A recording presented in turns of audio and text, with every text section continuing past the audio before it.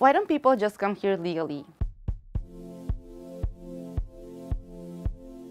Legal immigration is limited to specific categories of people listed in the immigration law. It isn't open for everyone. Instead, they must prove that their case fits into one of the specific categories under the immigration law. The most common way to immigrate legally is to be sponsored by a very close family member, like a parent, a child, a spouse, or a sibling who is a U.S. citizen.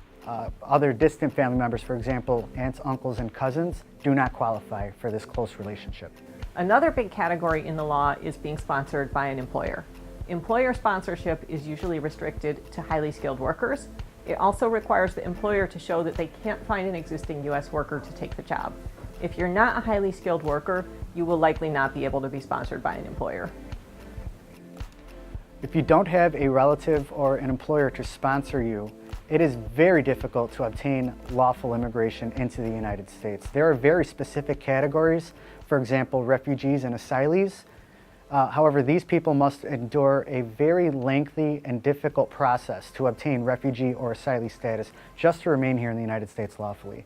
There is also an annual diversity visa for countries with very low levels of immigration to the U.S.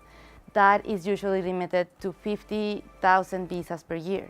Millions apply every year, so the chances of winning the visa lottery are very low. Unless you fall into one of the categories that I mentioned, there's usually no way to get here legally. There's no line to get in to be able to come. Most people who come here illegally do so because there's no process for them to come here legally.